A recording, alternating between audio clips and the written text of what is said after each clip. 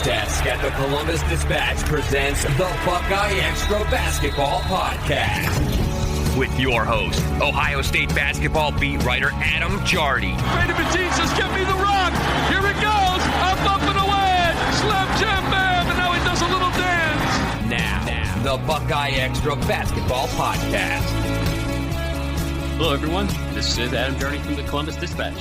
Today is Monday, October 27th, 2025, and it's my official duty to welcome you into episode 503 of the BuckeyeXtra Men's Basketball Podcast.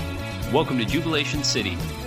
Welcome to the day after the exhibition game. Now, as any loyal podcast listener knows, I basically always record a podcast before I leave an arena or when I'm on the road once I get to my hotel room. So there's usually a podcast recorded immediately and then within 2 to 3 hours after every game is played. I changed things up just a little bit for this exhibition game, and I hope you'll indulge me. But it was a Sunday, 2 o'clock game, and by the time I got done writing about the game and going through interviews and kind of assembling everything, I had a chance to get home, spend a couple hours with the kids before they went to bed, and then I thought, well, I'll just get up in the morning and do it. So coming to you a day later, this is not how it'll work during the season, which begins 7 days from now. Next Monday, we will be preparing for the first regular season game of the season regular season game of the season. That sounds weird. IU Indy coming to Value City Arena, 6:30 tip. Again, Big Ten plus, B1G plus, however you want to say that out loud. I'll leave it up to you. But that night, there will be a podcast recorded before I leave the arena. But it just seemed like it was a Sunday evening and had a chance to go spend a little bit of time before the kids went to bed.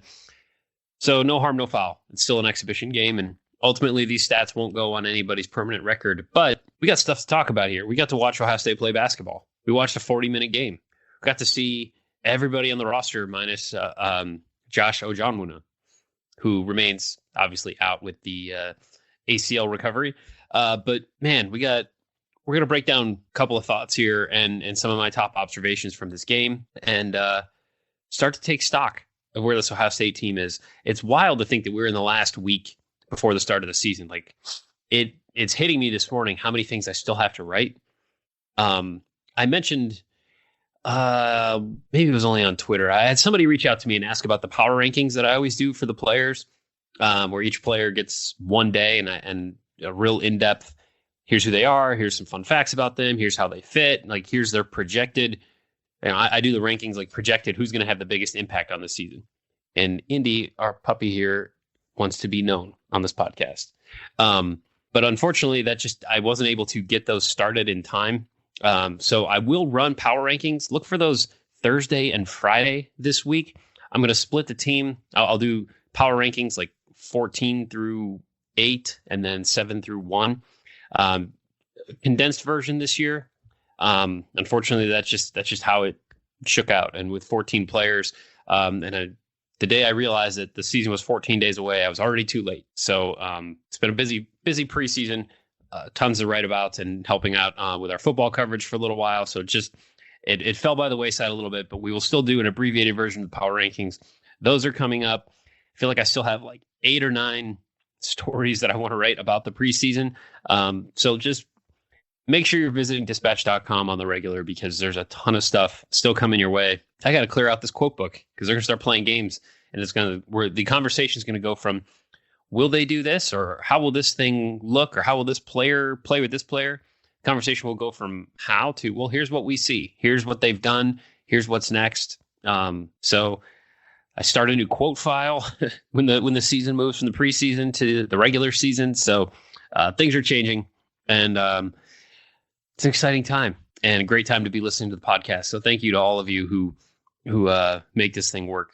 I should mention that I'll podcast again before the end of the week, and we're going to do the over-under episode. So I have gotten a couple of suggestions from people, but if you're sitting there and you've got a fun idea in your head, something you'd like us to track or something you'd like us to talk about, and we'll revisit when the season's over, reach out.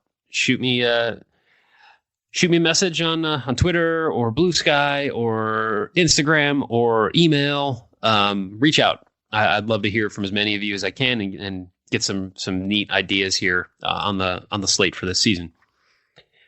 So we're going to get into this game. Before we do, I want to remind you, you can subscribe to the podcast on Apple, Spotify, YouTube, wherever you enjoy your favorite podcasts. If you subscribe, you'll automatically get the newest ones just as soon as our man Patrick Flaherty can grab them and publish them for you. While you're subscribing or downloading, please leave a review. Please click 5 stars, and please consider telling a friend. So thanks to everyone who's taking the time to do all those things.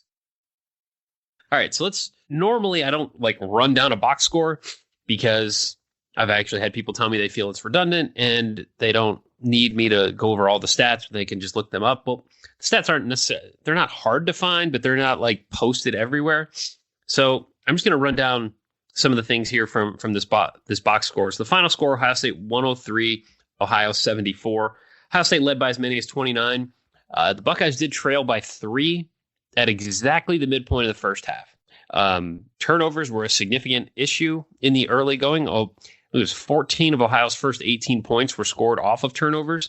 And these weren't even necessarily make a good play, force a team to turn it over turnovers. Pass to someone, glances off their hands, goes out of bounds, turnover the other way. Or cross-court pass that shouldn't be thrown that easily gets picked off and goes the other way. We'll talk about that in a minute. But that allowed Ohio to build a quick 3-point lead. And pretty much, oh no, that was a different point. So the bucket that gave them the 3-point lead, it was Ohio's Aiden Hadaway,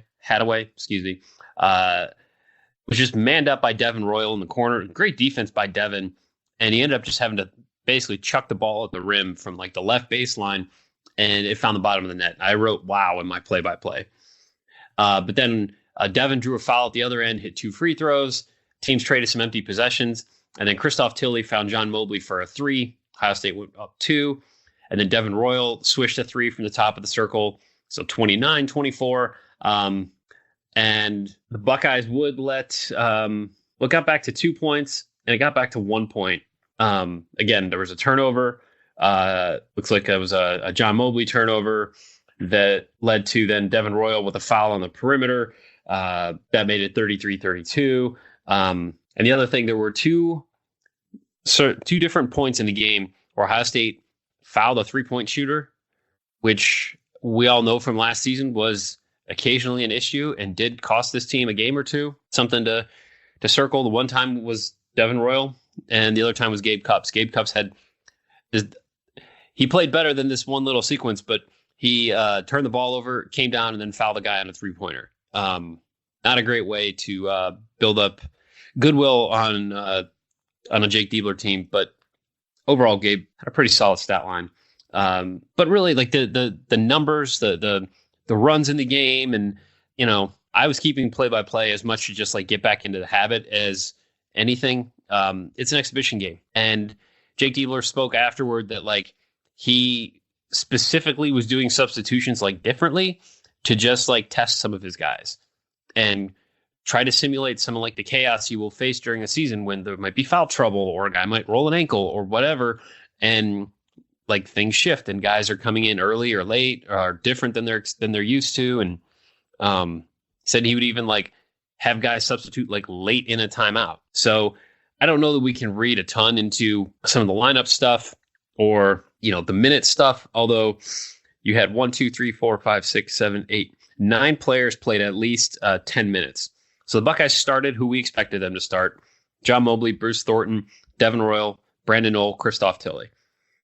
And I felt as we would expect in an exhibition game, Bruce Thornton didn't really do a ton. He had 11 points on 7 shots, 2 rebounds, 4 assists, 2 turnovers.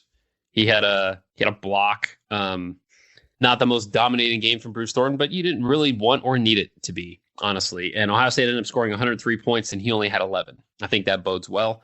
John Mobley had 12 points on 2 of 8 shooting. He was 2 of 7 from 3. He was 6 of 6 from the line. He had 4 rebounds, 3 assists, 4 turnovers. I would say of those 4 turnovers, you probably would want 3 of them back. That was an issue, especially early. Christoph Tilley was the star in my book. Tilley in 22 minutes, 49 seconds, 14 points, 5 boards, 7 assists, 1 steal, 1 block, 0 turnovers. That's Ohio State's 7-foot center going for 14, 5, and 7 with no turnovers. And I think we have to put Christoph Tilley on triple-double watch at some point this season. Brandon Knoll was a leading scorer. He had 18, 7 of 8 shooting. Surprisingly did not have a rebound. I'll bet that's the only time that happens, and it might be the only time that's ever happened. But he had 18. I thought he looked really solid.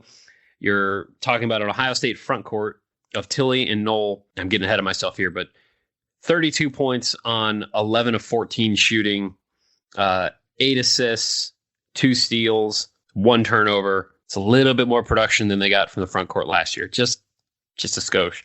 Devin Royal, 13 points, 4 of 6 shooting. He was 2 of 4 from 3. He had 4 boards, played 23 minutes. Off the bench, your most used player was Amari Bynum. He was the first guy in the game. He had 13 points. He was 3 of 5 from 3, 2 assists, 2 steals, no turnovers. After that, Gabe Cupps, 19 minutes, 18 seconds. He only took 1 shot, and he made it. But interesting stat line.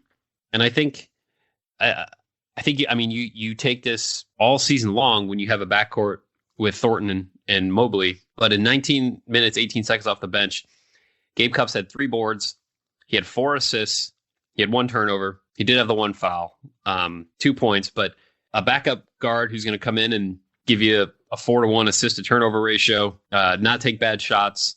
Did have the bad foul and had the 1 turnover, but overall it's pretty effective, efficient line from a backup guard. And certainly you think back to last year and like Quez Glover was not giving you that stat line. And not to throw shade at Quez Glover, but just like Gabe Cupps is going to provide more than what Quez Glover provided Ohio State last year. The other surprise off the bench, or maybe not a surprise, we've talked about him a fair amount, but Ivan Yagovin, 10 points, 6 boards, 4 assists. Now, he did have 3 turnovers. He looked like a big guy. He looked like a serviceable big man who can play minutes. Those were the top 8. Tayson Chapman played 10 minutes and 40 seconds off the bench. He had 5 points on 3 shots, 3 rebounds, an assist, a turnover, a steal. And then Matthew Griachich, 8 minutes and 59 seconds, did not score. He was 0 of 3 from the floor. He had 3 rebounds. He drew 2 fouls. And he had a shot blocked. Like I said, 0 of 3 from the floor and missed a free throw. Colin White, 5 minutes, 52 seconds. He had 2 points. Otherwise, didn't impact the stat line a whole lot. And then Braylon Nash played 1 minute and 2 seconds, and Miles Hero played 1 minute. Braylon Nash, by the way, we saw this at the very end of the first half, where Ohio State had the ball, had to go the full length of the court, 1.8 seconds. Looks like Braylon Nash is the designated long pass thrower guy. We need to come up with a better term for that, but he was the guy that took it out, and he threw it like past half court to Christoph Tilly, who then got off a 3-pointer that didn't fall. Ohio State took a 52-37 lead into the half, and then outscored OU 51-37 in the second half. The Buckeyes shot 60% in this game, 35 of 58, 10 of 25 from 3, 40%. In the first half, Ohio State was 18 of 25 from the field. Buckeyes made 72% of their shots. OU for the game shot 35.8%. It was wild in the first half. The turnover issue that kept Ohio State from getting shots. Like, Ohio State shot 72% in the first half, 18 of 25. OU took 9 more shots than Ohio State. OU was 13 of 34. The Bobcats did get some of their offensive rebounds. Circle this one. This will be something we'll be talking about all year. But the Bobcats had 14 offensive rebounds. Ohio State had 11 offensive rebounds. Ohio State won the rebounding battle 40-31. But you would certainly like to see Ohio State do a better job on the defensive glass, and we'll talk more about that here in a moment. OU had a 26-23 advantage in points off of turnovers. Because again, Ohio State turned it over 14 times. Now, the Bobcats turned it over 16 times, but Ohio State had a 50-24 advantage in points in the paint, 14-9 advantage in second chance points. OU actually had a 9-6 fast break advantage in fast break points, and Ohio State with the 103-74 win. So first thing, I have a couple of sort of like big bullet points to talk about, and then like I just wrote down a couple random notes like throughout the game that I thought I just want to like mention this on the podcast. So we're gonna do this, and I'm gonna try to keep it from not getting too rambly. But the first thing that I don't feel like can be overstated right now is just how different the front court looks and how much more production Ohio State figures to be able to get down low. And the additions of Christoph Tilley and Brandon Knoll didn't really generate the national type headlines in the offseason. But we've heard all summer and all fall about the ways that those two are going to change the offense, and especially the ways that like Christoph Tilley is going to connect things and distribute things and help the offense just move better and flow better. And that was all on display in this game. I think we all got a pretty solid glimpse into why they've been so high on him and why they think he's going to be so impactful. It's also worth pointing out, he had his 14 points while going 4 of 6 from the floor. He did not take a three. Christoph Tilley's going to shoot 3-pointers and shoot a fair number of them. That was one thing, like Diebler said that he told Tilley after the game, like before they left the court, like, you need to shoot threes, like get more attempts, like get some attempts. Like they need him to do that. They want him to do that. This team played a lot of 5-out. When he was on the floor, there was space. There were all the guys around the perimeter. You had guys cutting, moving. The offense certainly had a better flow to it, certainly looked more appealing. I guess we should put the caveat, this is one exhibition game against a team from the MAC, which, shout out to the MAC. I was raised on the MAC. I love the MAC. It's going to look different when they're playing a Big Ten team. But Tilley looked every bit like what he was sort of billed to be in my eyes. And I did ask him after the game about, like, said, so, you kind of flirted with the triple-double, and if this was a game that, counted, maybe he would have had one. But I said, is that the kind of impact that we can expect from you? And he said, I mean, yeah, hopefully. He said, but I think this is the way I read the game. If I see somebody open, it's a better shot than I can get, I'm going to pass them the ball. He said, not only me, but my teammates around me, they know I can pass. Every time I pass, they're trying to get open because because they know I'll find them. He said, it's more I just did what the game gave me. So that leads into like my next point, which is that the offensive flow lived up to the offseason billing in this game. Like here's a quote from Christoph Tilley about the offense. He said, in the way that this team moved, he said, we worked on that the whole summer. So that's the way we play. It's star this quote, everyone, because this feels night and day different. He said, it's not like we play a lot of one-on-one ball screens. It's more like read the game and constant movement. If you cut, you will be open at some point and somebody will find you. Now, here's what Brandon Knoll had to say about that. So a lot of his points came courtesy of good ball movement, good offensive flow, good cutting, finding him in advantageous spaces. Got to see him dunk a little bit. He looked good. And I thought this was a really, we talked to Tilley and Knoll after the game, and I thought this was a fascinating, like really telling look or explanation into why this offense should be different. He said, the common theme with most of my buckets today is our guys are pulling in multiple defenders.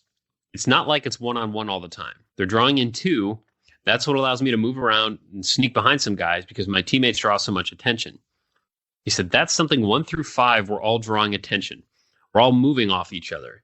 That's a good chemistry thing. He said, learning how to play off these guys has been fun, especially the guy next to me, Tilley. He said, it's been fun to play with him in the paint, just figuring out what that looks like with a new set of guys this year. So those two quotes about how it's not like we play a lot of one-on-one ball screens, and then Knoll saying it's not like it's one-on-one all the time. He said, 1 through 5, we're all drawing attention. We're all moving off of each other. It looked very different. It really did. It felt different. It seems to me like this is a team that's going to be able to score and score at a pretty high clip. Now, I've mentioned this number a couple of times, but like this is the team that has consistently assisted around the 70% mark on its made field goals during the offseason. And my understanding in the Tennessee game, it was north of 50% against a Tennessee defense that has, like we've said, has been top 5 nationally for the last several years. So you look at some of the numbers from this. I'm pulling up a different file right here. So Ohio State assisted on 74.3% of its shots against the Bobcats, 26 assists on 35 made field goals. Ohio State's season high on assists last year was 22, and the Buckeyes had an assist rate of 47.9% last year. That was 282nd nationally. So yes, this was an exhibition game. Yes, this was against a mid-major team, but they did not distribute the ball this well, even against mid-major teams last year. 6 different players had multiple assists for Ohio State. And then now here's, I mentioned the turnover thing a little bit. I haven't gotten any sense that this has been like a significant issue for this team, but in this game, Ohio State had 71 possessions and it scored on 47 of them. So that's a 66.2% rate. But it turned the ball over 14 times. So of the 57 times that Ohio State did not turn the ball over, it scored 47% of the time. That's 82.4% of the time. So if Ohio State wasn't throwing the ball off someone's hands out of bounds or chucking a cross-court pass that was never going to get to its intended target, they scored 82.4% of the time. Again, exhibition game, mid-major team, trying different lineups, things like that. But these are numbers that come with emptying the bench and only playing Bruce Thornton 25 minutes and John Mobley 25 minutes and Brandon Knoll 19 minutes. Like, I think this sets Ohio State's offense up for a pretty strong season. And we'll be talking about this a lot. But at this point, I'm saying, yeah, buy stock in that offense. Now flip it to the other side of the court, where this team has certainly room to grow. And the hope of the coaching staff, I would assume, would be significant room to grow, would be the defensive end. Because it was clear in this game that even though the Bobcats only shot 35% and only shot 27% from three, they got some really good looks, like consistently. And I did feel the Ohio State defense got better as the game went on. But especially first half, especially like in the early going, the inability to lock in on a guy or the inability to prevent an easy 3-point look. Like there was a point where I thought to myself, like, wonder if I could get a good 3-point look right now. It just seemed like OU kept finding guys who had time to catch, collect, and fire before the nearest defender could get there.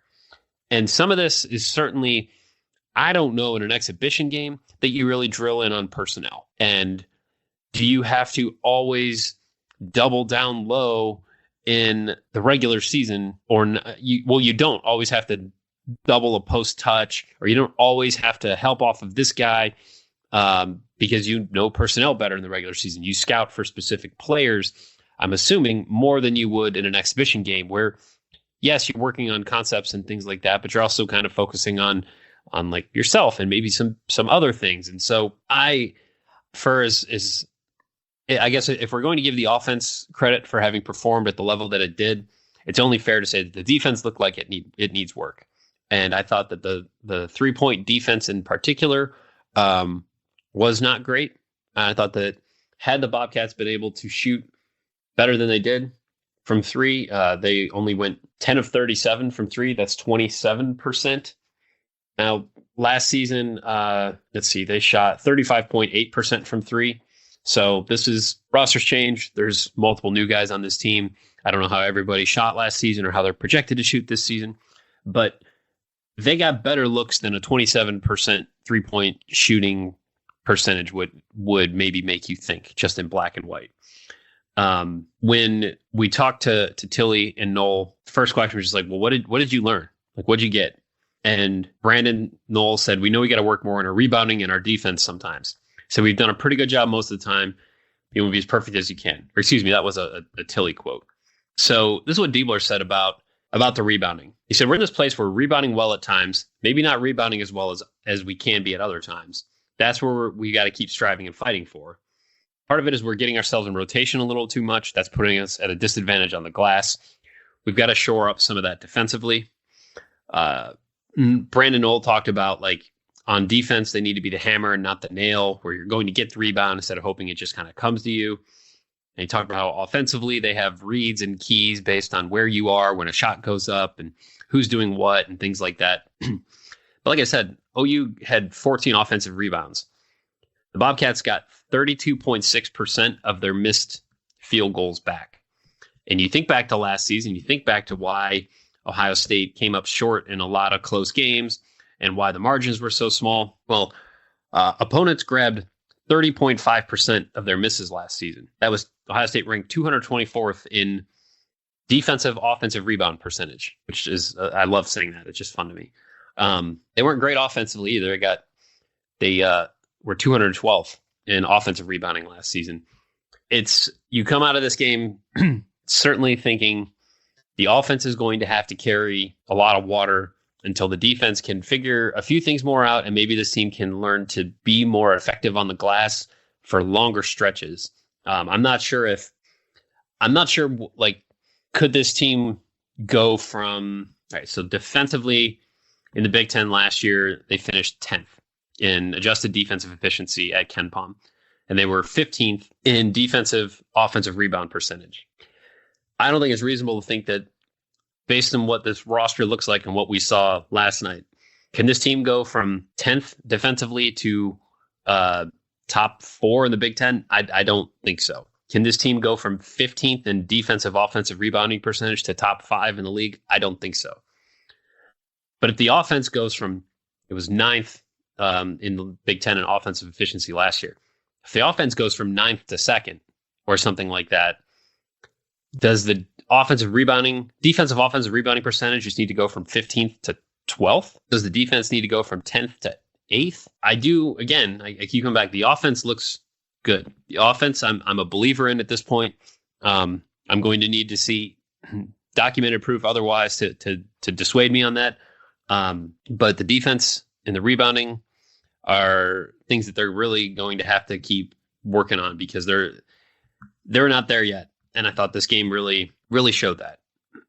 Those were my big bullet point takeaways.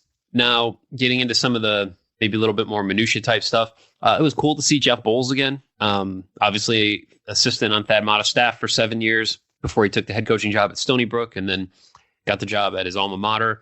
It's been really cool to see Jeff as a head coach, and certainly there's some guys that you can feel the pride when they get to represent a university, and it's not just a job for them. Like, it matters. I've talked about this with Jake Diebler in Ohio State. Like, that's a cool thing. Like, that is very genuine. It is very real. And it's the same thing for Jeff Bowles at OU. And it was neat to see the two of them, and they held a joint press conference, which for my purposes, not great. You end up splitting time between two people. You're going to learn less from each of them individually. So we didn't get as many, we didn't really get to talk a ton about the defense and rebounding and things like that with Diebler. But it was neat to see them interact with each other. When Jake Diebler came to Ohio State as video coordinator and Jeff Bowles was on staff, both Jeff Bowles and Dave Dickerson would just let Jake hang around, be in their offices when they're recruiting, doing things like that. And Jake was adamant, or effusive rather, in his thanks and his praise to Jeff Bowles for helping him in his coaching career. When Diebler grabbed the microphone right before the team did Carmen, Ohio on the field or on the court, and shouted out Jeff Bowles, we can call him one of our own. And they had some good moments in the press conference where Jake started out by expressing his gratitude to Bowles and said how he never made him pay for lunch. And then Jeff said, I'm going to need about 20 of those back now. They hugged each other, told each other they loved each other. And Bowles said, keep it going. My AD's sitting just right over there. There were some good little moments like that were fun. And that reminds me, here's Jeff Bowles' quote here about what Ohio State's defense kind of took away. He said, we took 37 threes, which has a lot to do with their size and what they gave up. He said, out of those 37, I'd say 30 of them were good looks. You got to take advantage of those opportunities. He was asked about trying to match Ohio State's, physicality inside and things like that. But that was his thought on the shots that the Bobcats got against the Buckeyes. So going down my list here. So definitely we saw more John Mobley bringing the ball up the floor than we've been used to. Saw more Bruce Thornton starting a possession off the ball. And in the early going, it was Devin Royal inbounding it to John Mobley, and the two of them working up the court. OU wasn't really pressuring in any way full court, but like you had Mobley and Royal as the two guys bringing it up, and Thornton was already up the court, like in the corner, like getting ready for, actions to start moving. So that was noteworthy to me. I thought Devin on the wing had some moments. I think the concerning thing might be that they switched to 6 fouls. They announced this at halftime, and this is Jeff Bowles' idea that like guys could have up to 6 fouls. And it makes sense. It's an exhibition game. If you're trying to work on things, you don't necessarily want to have a guy foul out in the first half and then he doesn't get to practice. Like, we talk about these stats and I'll have this stat sheet, but like they don't officially count for anything. So if the goal of this is to get guys reps into, work on against another team, whether a guy has foul trouble or not, you'd like to, I was fine with it. I thought it makes sense. It's an exhibition, let guys play and work on things, because that's ultimately the goal more than a win or a loss. Devin Royal had 3 fouls in the first half, and they all came on the perimeter. Ball screen type stuff, bumping guys. Certainly offensively, you see the mismatch issues. His shot looked really good. Has 2 of 4 from 3. Yeah, 2 of 4 from 3. Just like he has kind of all offseason, like looked solid shooting it, looked comfortable shooting it.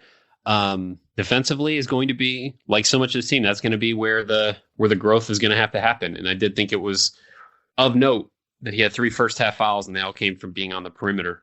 Ohio State did throw some zone. It didn't necessarily go super well, but they did play a little bit of zone during the first half. Just going through all this stuff here. So, all right. So another thing here where I was impressed, like Christoph Tilley, deflecting a pass in the backcourt to get a turnover, like his perimeter defense and he very much seems like a guard in a big man's body. Was impressed with that. Both Amari Bynum and Devin Royal hitting threes, significant developments. Bynum hit 3 of them. Yeah, it's 3 of 5 from 3, which is like the one thing I hadn't seen him do in person. Anytime I had been at practices or got to see workouts or things, like dude can dunk, dude can fly, and looks really good doing it. Hadn't necessarily seen him knock down a bunch of shots, but he came in billed as a guy as a big man who can shoot, and he showed that in this game. So I've adjusted my expectations slightly there because shot looked good. My understanding is he shot pretty well here these last couple of weeks in practice. And then last thing here, I was really interested to see, like, what did Matthew Griocic look like? We saw him in the summer playing in the U18 Euro. Well, I forget the name of the tournament. He played really well for Germany this summer, led the team in scoring, led the tournament in scoring. He was one of the last guys off the bench, and he didn't look super comfortable yet, which he's barely been in the United States. This is all new to him. But it is interesting because he's as much a wild card as anybody on this roster, where clearly there's high level scoring that has been there for him and is part of his game. He does not seemingly lack for confidence. The times that I've interacted with him, it didn't translate last night or yesterday afternoon. Wasn't the like announce myself type of debut that I thought could have been coming, and makes me think he's still got a little bit further to go. Doesn't mean he's not going to get there. It doesn't mean he's not going to be a contributor. I think that at 6'6", 205 now? They just updated heights and weights for these guys. 6'7", 210. At that size and with his offensive capabilities, like, there's a role for him. He's just not quite there yet. I thought maybe we'd see some more from him, but he looked in between and looked like he was still kind of feeling things out. So we'll wait and see on that. We'll see how deep the rotation ultimately goes. Diebler did say on Ryan Day's radio show last week, like the start of the season, maybe 10 or 11 deep. My guess is he'd be right on that cutoff right now. And a guy that I thought would be, but does not look like it, is Ivan Yagovin. I think he's in that rotation because he looked building on what we've seen from the summer and the fall, looked like a guy who can help them. We didn't get to see the two big men play together. That was one thing Jake said he wanted to do, but didn't get around to it. So was hoping for that, but not on Sunday. All right. I'm going to wrap this one up. This one kind of long. I apologize. And and that my voice is not in mid-season form yet, so it keeps kind of catching on me a little bit. I'll keep working on it and trying to take breaths and smile when I talk and do all those things to try to help calm it down. But I'll be back again here before the end of the week. Lots to write about this week, lots to do. So I'm going to get at it here. Did get this past Friday, Lily Allen's new album came out and Brandi Carlile's new album came out. Very opposite ends of the spectrum. Both very good. Lily's album is really, really powerful, detailing her experience with her divorce from David Hopper from Stranger Things. Really, it's an awesome album. It's a bit of a difficult listen because it's such a tough, like, emotional thing to be detailing and really getting into. But Lily's amazing, and I'm happy for new music, even if it is. I feel badly that she had to go through something so horrible to create a new album. But I am thankful that we have a new album. So I hope that doesn't make me sound weird. I'm sad for what she went through, but I enjoy the art that came from it. I hope she doesn't have to go through that again. I'd like her to get to create art just because she wants to. And Brandi's album is great. She's amazing. I love her so much. Lots of good music right now. And there's a ton of like re-releases coming out. We got 20th anniversary of Green Day's Warning album. Oasis's Familiar to Millions is finally getting a vinyl release. The Beatles Anthology 4 is coming out. Frank Turner has another next 10 years compilation coming out. Thank goodness the holidays are coming up.